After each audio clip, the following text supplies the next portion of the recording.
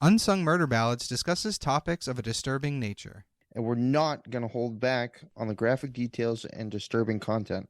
So we do not recommend our podcast for children under the age of 13. And while we respect the victims and their families involved in these tragic cases, we're also going to be critical of mistakes that are made during the investigations. And we're going to use dark humor to express ourselves now and then.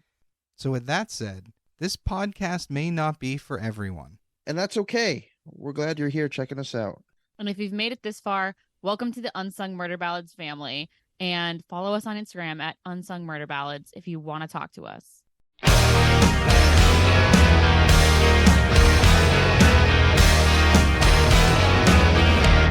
Hey everybody, welcome back to Unsung Murder Ballads. This is episode 57. I am Janus Dead. I'm Jameson Dead. And I'm Joyous Dead. And I'm Shark Dead. Let's just jump right into this, okay? Oh, wow. Okay. Actually, before we do that, I do want to give a quick shout out to we have some new listeners in South Africa and India. Whoa. And the person from India has listened to probably almost every episode. I didn't verify it, but I saw that someone from India had listened to from the newest all the way down to our first episode. There we go. Cool. So thank you guys for listening and joining us. Welcome. Yeah, interesting. There was a case from India on the roulette episode a couple episodes back, and Madagascar, which I think is near South America. Yeah, it's South Africa. South Africa. So yeah, and no, they start listening to this podcast, they're going to learn about geography. Right, because they probably know it better than we do. Let's be honest. Honestly. Oh yeah. All right, so let's dive in. In 1996, near the town of Elephant Butte, New Mexico, Kelly Garrett was brought home to her husband by a stranger. Flag number one. Right? Alive or dead? Alive. Okay. The stranger said that he had found her on a beach completely incoherent. Oh, yikes. And that he had been able to get from her where she lived, so he brought her home. Her husband had not seen Kelly in 2 days. Oh, Jesus. Shit. Okay, that would have been the place to start. He grilled her about where she had been and what she had been doing, but she kept saying that she could not remember. That's Yeah, scary. there's something weird. There's stranger danger here. We'll get into that, don't worry. But her husband didn't believe what she was telling him, so he filed for divorce. Oh, God. What the fuck? And eventually, Kelly moved to Colorado to start a new life. Years later, the police show up at her door. They had shown her photos of a woman with a distinctive tattoo being held somewhere against her will, and that photo had been found at a crime scene. Looking at that photo, Kelly realized it was her. Oh, God. The 2 days that she had been missing, she had actually been abducted, raped, tortured, and brainwashed by her captors. Holy shit. The man who had brought her home to her husband was the person that had abducted her. Oh, I knew it. Yes, and in fact, he was the leader of a small group of people that were all part of that. Oh, God. What the fuck? So this is the crazy-ass case of David Parker Ray, a.k.a. the Toybox Killer. Ooh, That's quite a name. You guys ready to dive into this fucking nut job? Do it. Ready to rock. Let's go. So David Parker Ray was born on November 6, 1939 in Belém, New Mexico. During his childhood, Ray and his younger sister Peggy lived with his mother's disciplinarian parents on a small ranch as a result of their poor financial situation. He was occasionally visited by his violent, alcoholic father, Rough. who would supply him with magazines depicting sadomasochistic pornography. Hey, man. Okay. Let's not do that. Yeah, what a way to bond with your kid, huh? Oh, my God. What if we didn't? What if we just didn't do that? Yeah, let's not introduce children to something like that. Just saying. At Mountaineer High School in Mountaineer, New Mexico, he was bullied by his peers for his shyness around girls, which resulted in him abusing alcohol and other drugs. So, starting early. Mm-hmm. Ray's sexual fantasies during this time developed into those of raping, torturing, and even murdering women. Great. When he was 14, his sister found his sadomasochistic drawings and pornographic pictures of bondage and stuff like that, and as a result, the two became estranged. Valid. So based on statements made by Ray later in life, it is believed that he began assaulting women as an adolescent. Oh, God. This is something that we're going to talk about later. He did claim at one point to, quote, "I've been raping bitches ever since I was old enough to jerk off." Real Yeah. proud thing to say. Jesus Christ. Ugh. Yeah. Ugh. He even alleged to his first wife that he had committed his first homicide sometime in 1957 when he kidnapped a woman, tied her to a tree, tortured her, then murdered her. What? However, they were unable to verify any of that. Whether his wife was full of shit or he was full of shit talking to his first wife is unknown, but they couldn't verify any of that. That's insane. I'm not the kind of thing you want to boast about, but No. I'm also not a psychopath. Yeah, it's like, where do you come up with these thoughts in your head? After completing high school, Ray received an honorable discharge from the United States Army, where he served as a general mechanic. He would then go on to be a maintenance man for the New Mexico Parks Department in Truth or Consequences, New Mexico. I'm sorry. Is that the place? The place is called Truth or Consequence? That's literally the name of the city in New Mexico. Fucking freaking for real right awesome. now. I'm not kidding. I'm looking at my map right here, and there it is, towards the southwest corner. It's Wild. literally out of a Western movie. But he would work there at this park until his arrest. So he's going to be there for a very long time. So this town is located approximately 5 miles from Elephant Butte, New Mexico. It contains several bars which he frequented for victims. In 1997, Ray met 37-year-old Cindy Hendy, who was fleeing convictions of grand theft and drug charges from Washington State. They became romantically involved and bonded over their shared violent sexual fantasies. So, Okay. Yeah. That's There's someone for everyone. I would think there are better ways to spend your time, but who am I to judge? You can judge on this one. Well, I was going to say, as long as they're not hurting anyone, but we know they are. Exactly. So in 1993, in a recorded message, Ray told his captives, and we'll get to this in a little bit, that they would also be forced into sex with her as well as him. Oh, God.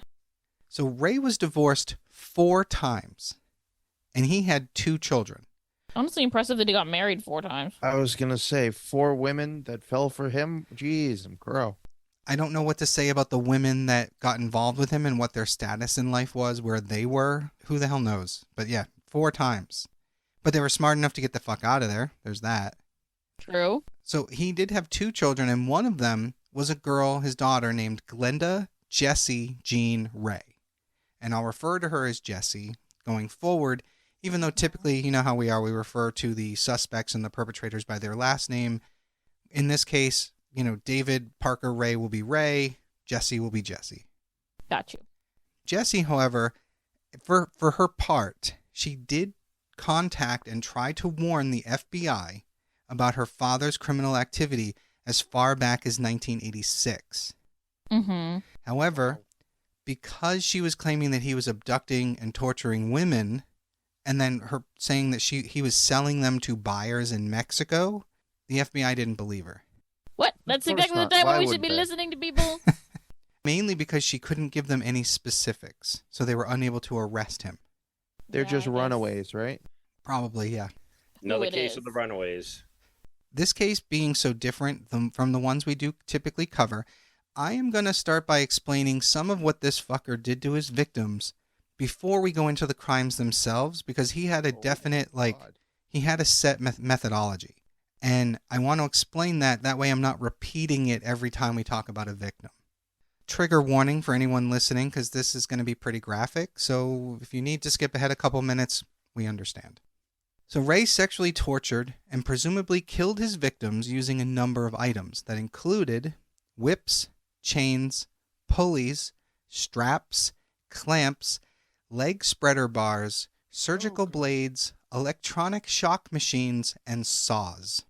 Jesus Oh, God. fucking Christ. It is thought that he terrorized many women with these tools for many years with the help of his accomplices. Ray's torture room, which was a repurposed cargo trailer located immediately outside his house on his property, was called his Toybox. Toybox Ew. killer. Toybox killer, Cool. yep. Yep. Okay. Among the numerous sex toys, torture implements, syringes, and detailed diagrams showing ways of inflicting pain kept inside the toy box, there was also a homemade electrical generator that he used to electrocute his victims. Awful. God damn. Awful. In total, Ray is believed to have spent roughly in the area of $100,000 on this toy box. Jesus Christ. Damn, that was like his little pride and joy, huh? Yeah, that was it. I mean, that was his hobby, clearly. Great. Love it. Cool. How awful would it be to be stuck in that freaking room knowing that you're fucked? Just wait. Just wait. So reportedly, Ray constructed elaborate contraptions to confine his victims, such as a fur-lined coffin and a makeshift pillory. Now, for those who don't know, a pillory is one of those devices where someone has their head and hands put in between two boards that are locked together, and they're basically put on the ground and they're made to stand out in public, and it's referred to as stocks. Oh, like they had in, say, like Boston or Salem, Massachusetts back in the day. Correct. You'd stand there with your head and your hands through this thing where you couldn't move and people could walk past you in the public, maybe throw tomatoes at you or something. Mm-hmm. Yep. So in addition, there were elaborate locks and pulleys to prevent his captives from escaping.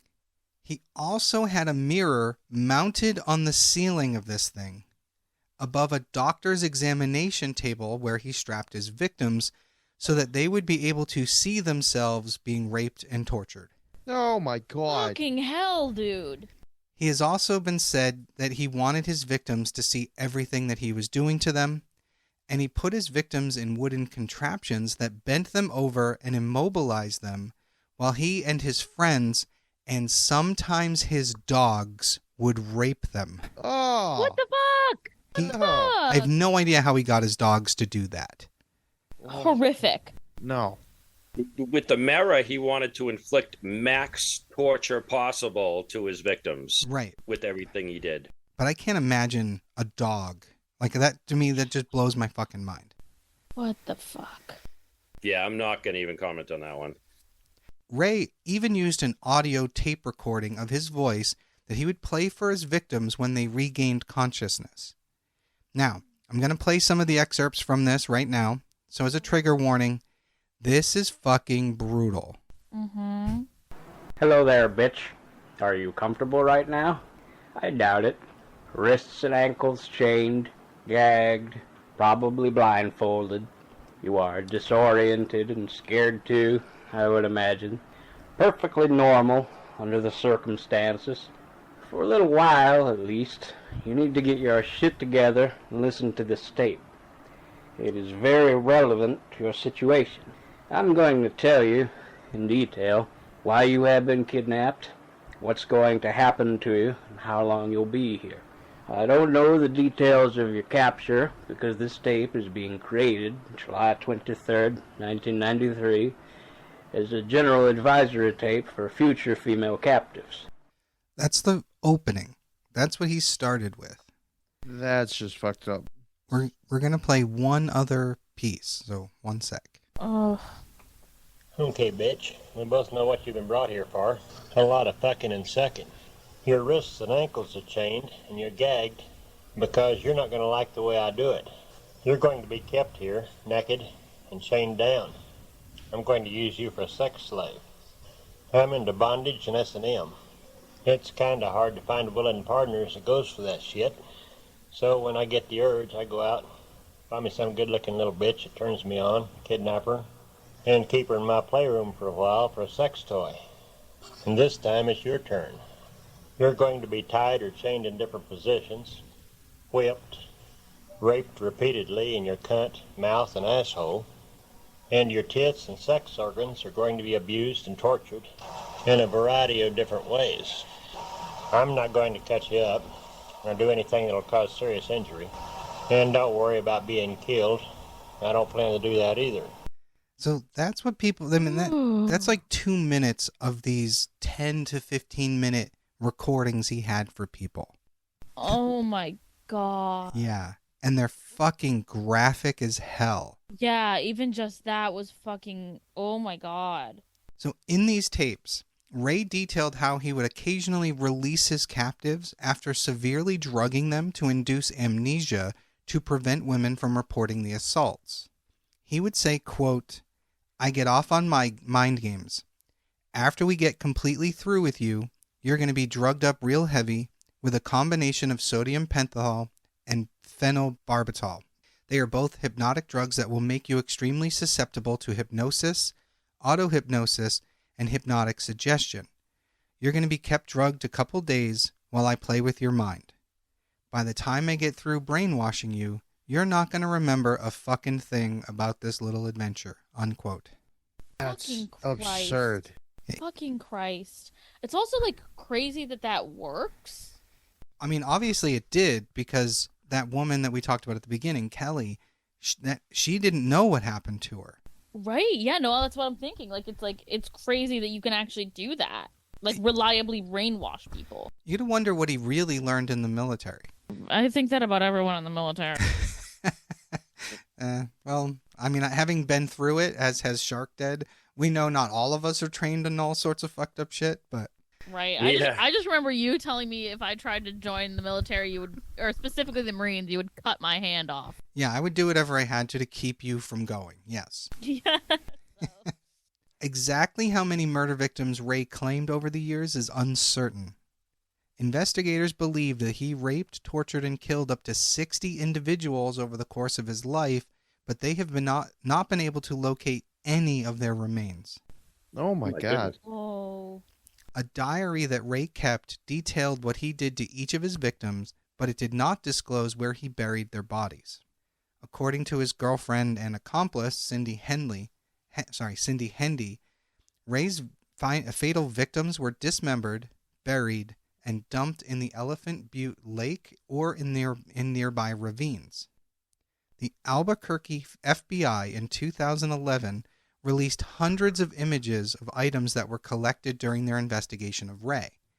The FBI believes that some of these items, which included jewelry and clothing, may have been taken from some of his victims, so they kind of were asking for help to identify all these items and figure out who his victims were. The FBI, along with its law enforcement partners in New Mexico, aggressively pursued several leads in the search of the remains of his possible victims and asked family and friends of missing people to go and, look over released photos and make contact if they recognized anything. But we are now going to discuss the victims that we do know about, even though there are no bodies. So there was a man named Billy Ray Bowers, who was 53, that disappeared from Phoenix, Arizona on September 25th, 1988. A year later, on September 28th, 1989, the body of an unknown male wrapped in a blue tarp was found by a fisherman in Elephant Butte Lake in New Mexico. No identification was found on him, but it was determined that he had been shot in the back of the head. The body was eventually identified as Bowers in March of '99 when authorities made dental record comparisons. Now, I do want to apologize that there was a body. There is occasionally a body, but not nearly the 60 that they think he killed. Right. So in 1986, Bowers, the victim, was the co-owner of Canal Motors, a used car business that was on North Van Buren Street in Phoenix. He and the other co-owners employed Ray as a mechanic and described him as very talented, but he would often come into conflict with him. So basically, Bowers and Ray didn't really get along. So after her incarceration, his girlfriend Hendy stated that Ray told her that he killed Bowers and had dumped him in that river. She knows more, but can't really kind of prove anything, which is annoying. Yeah, no kidding. So another victim was 22-year-old Jill Suzanne Troya, who was last seen at the Frontier Restaurant in Albuquerque, New Mexico on September 30th, 1995. She had gone to a bar with friends earlier that day, and one of those friends was Glenda Jessie Ray. Uh-oh. They left that restaurant together. Witnesses reported that Jessie and Jill had an argument. Jessie later told police that she left Jill at the Frontier Restaurant and had gone with her father, and that she and Ray went to Elephant Butte Reservoir and Jill had never been heard from again. So they're basically saying they had nothing to do with it. Wow. Now, Ray wrote detailed accounts of the sexual tortures and burials of his victims, including one which described an Asian woman that fit Jill's description. Among the possessions associated with victims was a 2-page letter dated June 1990 to a young woman named Connie from an Australian man named Mark. So this is stuff they found on his property. According to Ray's journal, Connie was a white woman that he abducted and murdered in December of 1995. She was 18, had long blonde hair, a birthmark on her chest, and was only 5'3". The Australian Federal Police and the FBI conducted an investigation together, hoping to locate that Australian man named Mark so that they could help identify Connie and notify her family and friends, but they could never find this guy. I mean, think about trying to find someone named Mark in an entire country. Yeah. Yeah, just Mark from Australia doesn't help. Can you imagine? Yeah, and that's probably before social media, too. Yeah, 95, definitely. So her remains were never located or linked to any existing unidentified missing person cases. The next was a woman by the name of Sylvia Marie Parker, who was 22. She was a homeless woman living on the shores of Elephant Butte Lake, who was an acquaintance of Ray via his daughter Jessie, because Sylvia supplied her with methamphetamines and cocaine. Which, how does a homeless person get meth and cocaine? Yeah, that's... Wow. Well, I mean, oftentimes that's how you end up homeless. Yeah, that's true, but coke isn't exactly cheap. I can understand meth, but cocaine that's like the rich man's drug. Probably has it to sell it. No, I know, but then why is she homeless? Not that many customers? Getting high off the supply? Yeah, that's true too. Addiction is really expensive. So Sylvia was also the mother of 2 children and living with them in a tent that she borrowed from Ray. The police later discovered that Sylvia's boyfriend at the time was a man named Dennis Yancey, one of Ray's friends and quote-unquote playmates. Eee, I don't like that. Yikes. Sylvia disappeared. Especially in adults. Yeah, exactly. It's obviously not referring to anything good. No. Yeah, I mean, I have friends over at least once a week for board games, and I don't call them my playmates. Yeah. No, because then you wouldn't have people over. Exactly. People be like, yeah, when you say playmates, you're talking about the Playboy playmates, right? So Sylvia disappeared on July 5th, 1997, when she was abducted and subjected to several days of torture before her boyfriend, Yancey, strangled her to death at Ray's urging. What? Her boyfriend was there? Yeah, he killed her. He brought somehow either Ray convinced him to do it or abducted her without Yancey's knowledge and basically brought him in at the end and said, "Hey, we're having fun with your girlfriend, now kill her." Oh my fucking god. So later, Yancey would take police to where he had disposed of her body with David Ray Parker and his girlfriend Cindy Hendy, but the body had been moved. Yancey suspected, Yancey suspected, as did police, that Ray had come back later and moved the body in case, Yancey ever decided to grow a conscience and turn him in. Which he did somehow. Well, he got arrested, yeah. You'll see, because when we get to the end, all these guys start falling like dominoes. Mm-hmm. Okay. So at 10:30 a.m. on June 30th, 1999, Ralph Tudor, a 61-year-old El Paso resident, was fishing in Elephant Butte Lake. His fishing line caught on something, and as he pulled it out of the water, it was an 80-pound gunny sack filled with meat. Ew. What? And for those who don't know, a gunny sack is just a military-style canvas bag. But as he kind of pulled it completely out of the water and he's looking at it, it was split along the seam, and that's when he saw that it was quote-unquote meat. But he started suspecting it was something worse and called the police. Yep, good. And that gunny sack was determined to be filled with human flesh, but no bones and no organs. Literally just the flesh. Oh, God. Wow. That basically meant that the unidentified victim or victims had been mutilated and dismembered before being dumped in the lake. And allegedly, Ray had said, quote, "The thing to do is to cut them down the belly scoop out their guts, fill their chest cavity with cement weights, and then use baling wire to wrap them up, unquote. He's so Yeah, methodical. he's got that down to a freaking science. What the Like, hell? in everything, even the like having tapes to instruct his victims. Like, he's so terrifyingly methodical. Yeah, it's exactly. It's so well planned, and you got to wonder how many times he did it. Ugh. Yeah, and like you Ugh. said before, everyone has hobbies. You mentioned the board games. I have hobbies. Like, that is not a fucking good hobby to have because he's doing everything he can to finance his hobby. The hobby thing, and I've always said this, do what you need to do as long as you're not hurting someone else. I don't care what you do. I don't care if you're having orgies every night. As long as it's all consensual, who gives a shit? He said it in that recording. He wants stuff so violent that he can't get willing partners. Yeah. Yeah. Yeah. So, state police found bone fragments in Elephant Butte Lake that belonged to a human leg in 2011, but DNA testing was only ever really to be able to identify it as a female and couldn't link it to any reported missing person. I mean, this was 2011. Maybe since then they could maybe use it with like whatever genealogy. True, yeah. Right. But we'll see what they do because there's no major updates on this case. And you'll see why when we get to the end. So now we're going to talk about David Parker Ray's arrest and how the police learned about him.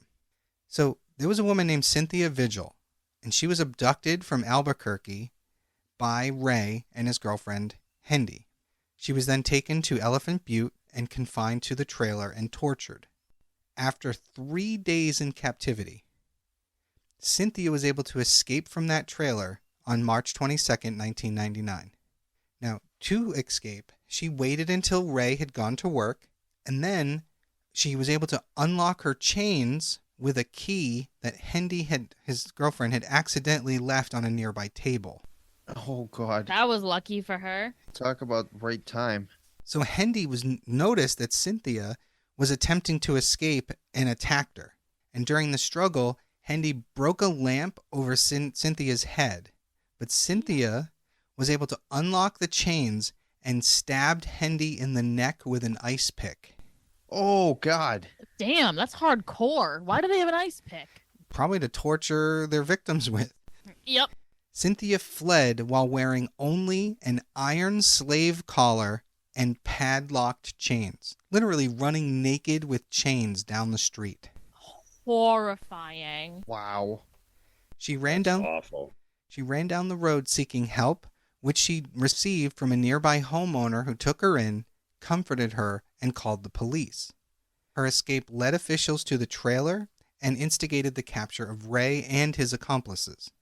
Police detained Ray and Hendy, and then another victim, Angelica Montano, came forward with a similar story to what had happened to Cynthia. She said that she had been held captive by Ray after Hendy had invited her to their house to pick up cake mix. After being raped and tortured, Montano somehow convinced Ray and Hendy to let her go. They drove to a highway and they just let her out. She was walking down the street when an off-duty police officer picked her up and she told him what happened. He did not believe her. He then That's fuck. awful. He then dropped her off at a bus stop. She later called police about the incident and found out that no report was filed and there was no follow-up on what she had told them. Wow, talk about failure. It's so fucked up. Not okay. Like, my thing is, I can see, like, maybe in a place like New York City where you get a lot of crazy people telling you a lot of crazy things, you might not believe it. But really, what's going on in Truth or Consequences, New Mexico? Clearly not any truth.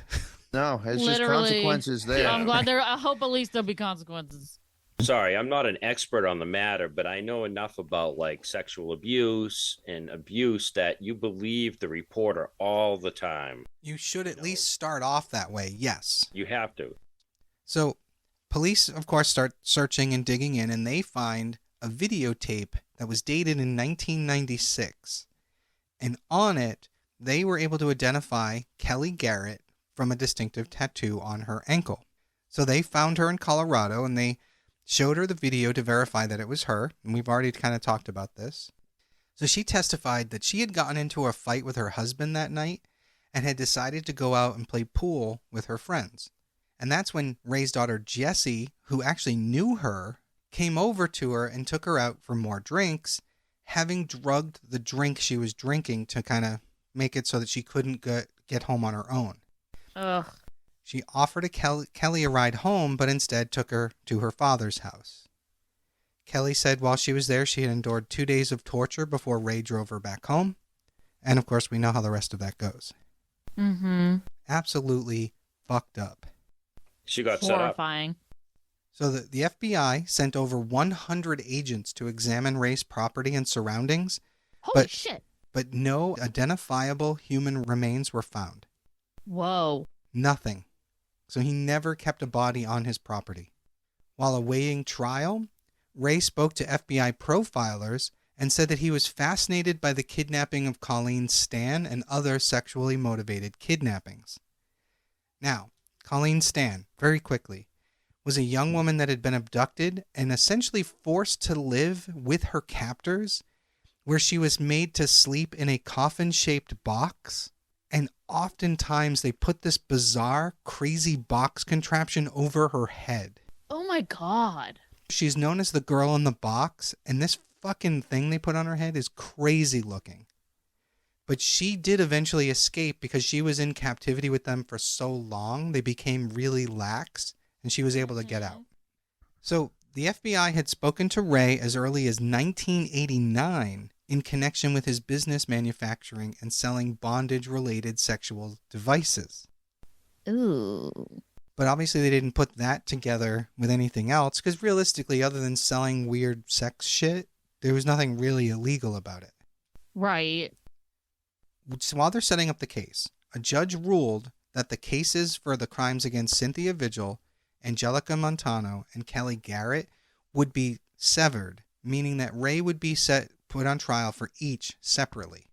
Mm-hmm. Okay. Prosecutors said this actually hurt their case because they needed each woman's testimony to corroborate each of their cases. But the judge did what he did, and he also ruled that much of the evidence found in the trailer during the 1999 raid could not be admitted in Kelly Garrett's case or Angelica Montano's case. So it's almost Why? Yeah, I don't know. I don't know why this judge is deciding that we're not gonna. I don't know why he's making it harder on them. Or how the FBI mishandled evidence so badly that it's not admissible. That's true too. It doesn't go into any detail. Anything that I saw didn't go into detail about that. Yeah. The first trial for crimes against Kelly Garrett resulted in a mistrial after 2 jurors said they found her story unbelievable. Holy crud. What? What yeah, the it is fuck? fucking unbelievable, but sometimes fucking truth is stranger than fiction. Agreed, but that's just, I mean, to me, that's just crazy. Yeah, that's crazy.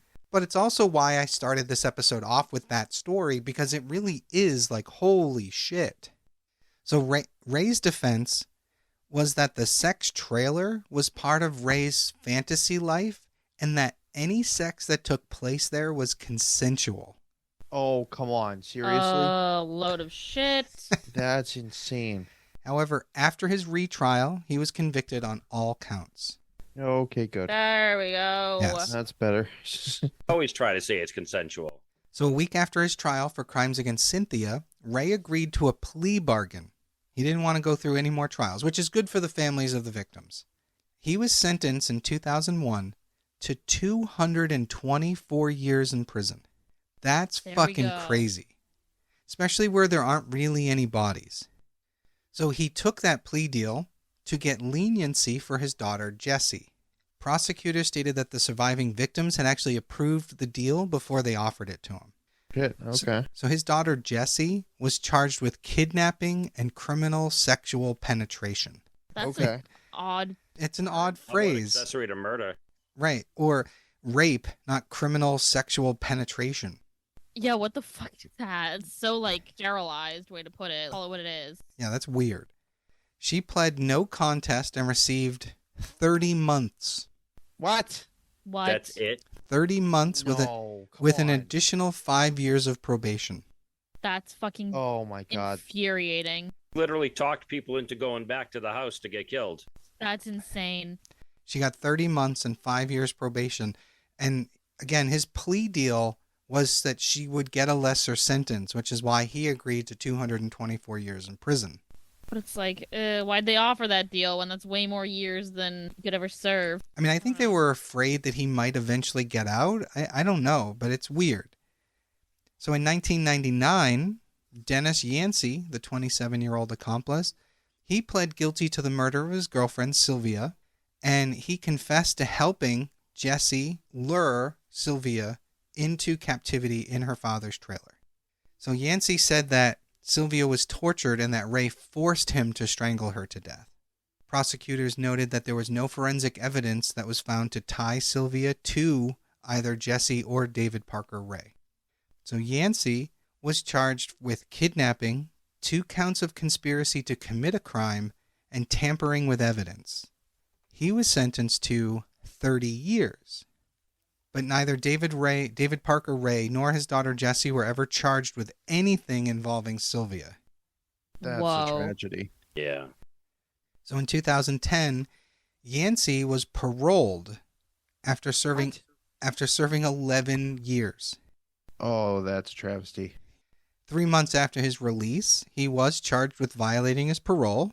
He was remanded to custody, where he remained until 2021, when he finished serving out his original sentence. Hate that. So he's out somewhere. So in 2000, Cindy Henley, who testified against David Parker Ray, received a sentence of 36 years for her roles in the crime. So she got 36, and she may not have actually have killed anybody. She was scheduled to receive parole in 2017, but wasn't released until 2019 because for whatever reason she had to serve 2 years of her parole in prison. It's kind of weird. Not really parole. Yeah, that's odd. But she is also out. So on May 28, 2002, Ray was taken to the Lee County Correctional Facility in Hobbs, New Mexico to be questioned by state police.